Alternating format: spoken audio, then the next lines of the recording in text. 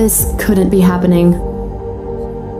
Zoe had managed to avoid him all week at the hospital, only for Blaine to now be sitting in the same hotel as her client meeting.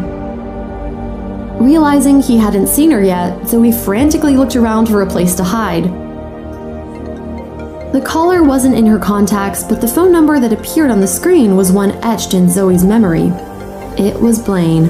Hello? Are we going to discuss my project by shouting at each other from across the room? Or are you going to join me? What?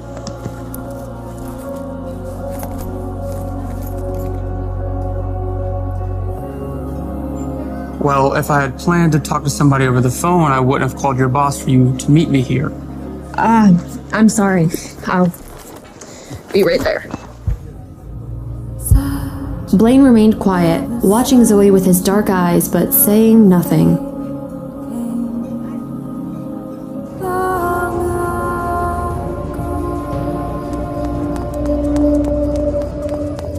No, stop! Please, don't hurt me. I'm pregnant. As the woman steps into the light, Zoe recognizes her, Zoe's future mother-in-law and future grandmother of her child. You'll never be a part of my family. You're a disgrace. Nobody. My son should be ashamed of knocking up a girl like you. Our family's respectable. We have an image to upkeep. I can't have my son running around with some... But he's your grandson. How can you do such a thing? It's not my grandson. It's a vermin. Parasite that will ruin our family name. I'll run anywhere. You'll never see or hear from me again. Please, just don't hurt my baby. It has to go. It's not enough. It has to go. The woman's eyes darkened as she stabbed Zoe in the stomach.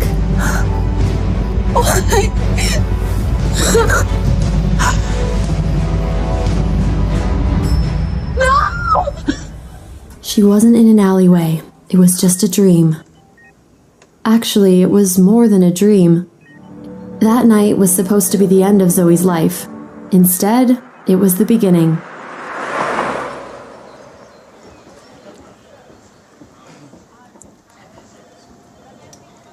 And sent. 5 o'clock is quitting time. You finished for today?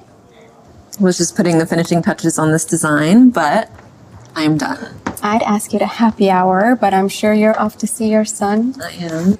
It's okay. I get it. Your date is much cuter than anyone I'll see at the bar. That he is. I'll see you tomorrow, Court. Zoe quickly walked towards the exit of Taylor Interiors. This was the best part of her day. She wanted to get to the hospital to spend as much time with her son as possible before visiting hours ended.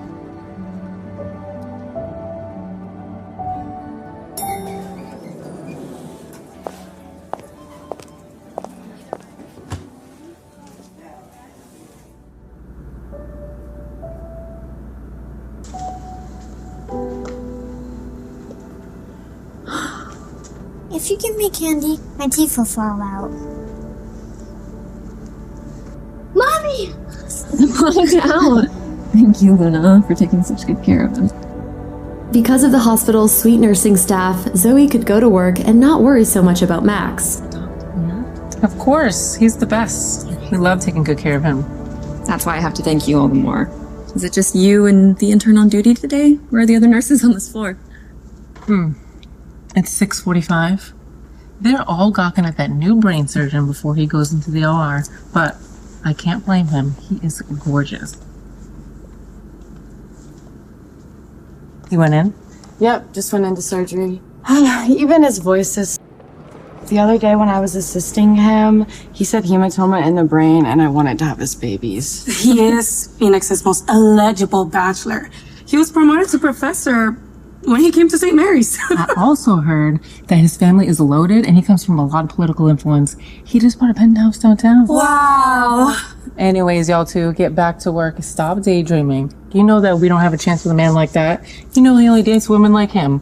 Gorgeous and from the right kind of family. We can all dream. Can we?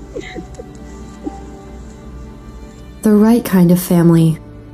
Luna's words stopped her cold and reminded Zoe of her past. Not being part of the right kind of family is what had almost gotten her and Max killed.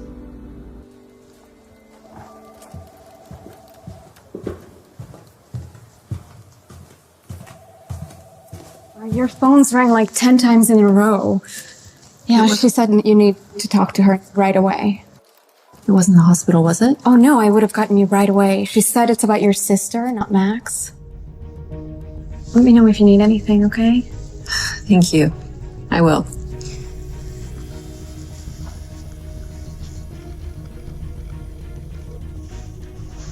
Hello? Zoe, thank God you called back. Linda, what's going on? Is something wrong? Did something happen? It's Ziva. She fell down the stairs and almost killed herself. Ziva will be fine. The doctor said her injuries weren't a big problem, but Ziva broke her leg and has a slight concussion. Okay, I'll be right there. Where are you at? St. Mary's, but never mind. I have to go. Wait, whoa, what do you mean never mind? Tell me what's happening. It's your sister, Zoe. She didn't Fall down the stairs. She deliberately threw herself down the stairs. She wanted to injure herself. but she didn't want to die. Is she crazy? She fell in love with a brain surgeon that works at St. Mary's Hospital. But he always ignores her, so she wanted to get admitted to the hospital so he would have to pay attention to her. Zoe, I told her I thought she was crazy, but you know how Ziva is. She wouldn't listen. I gotta go. The head's here to give her her medicine. Okay, I'll see you soon. Ziva, you better start explaining yourself. If you didn't already have a broken leg, I'd break it myself. No, it couldn't have been him. Why would he be here in Phoenix? He lived in Scottsdale.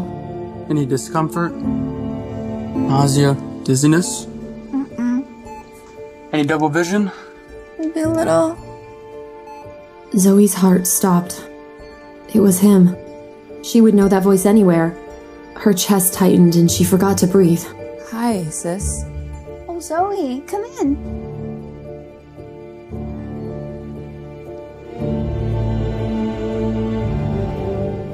You're Ziva's sister? Yes, I'm her older sister. Her heart was beating wildly. She had thought that she would never be looking into his eyes again. Zoe was sure her face reflected her emotional upheaval. Blaine seemed remarkably calm by comparison. Zoe, this is, Dr. Blaine Dexter. It had been 4 years. Perhaps he saw her as barely more than a distant memory, now a stranger from his past.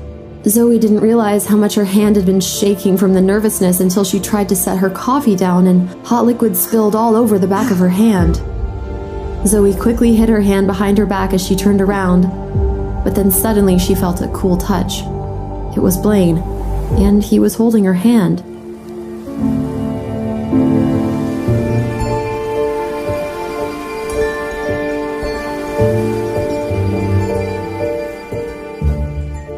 The burn looks to be not that serious. She wanted to break free, but found herself unable to resist his closeness. His voice was cold and clinical. Kelly, can you please help Miss Fuller's sister? Unlike Zoe, he seemed unaffected by their touch. It's no problem. Your scans look good. I don't see any injuries to the brain. Okay. I'll have the nurse arrange to move you to the orthopedic department for observation. What? Why? I don't feel well enough. Ziva, all of my beds are precious. These beds help save lives and treat real injuries. I heard you like me. That'll never happen. So don't waste your time or my time. I don't like women like you. How could you think I would like a woman who would be so stupid to risk her own life for a man? I don't like women who scheme, and I don't like women who lie. I could never be with somebody who would betray my trust. And as for you, that's no little problem. If you let it fester, it could cause further complications a simple cream can't fix. Kelly, can you please get her a prescription? And you can pick it up at the hospital pharmacy on your way out. There you go.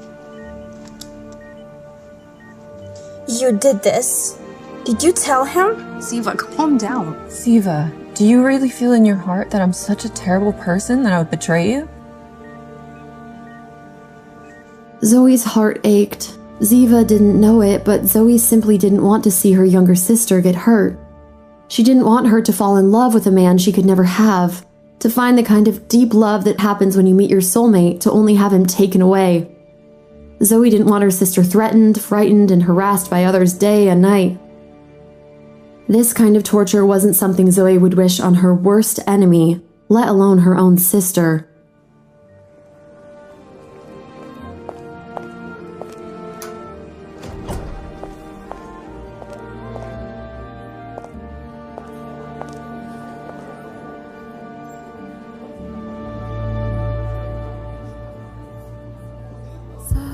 Zoe blinked in disbelief at the man casually sitting.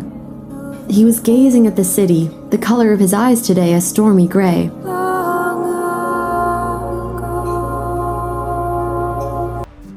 Hey, I'm Zoe. If you're wondering what happens next, download the Pocket FM app now and listen to the exciting episodes of Rekindled Heartache.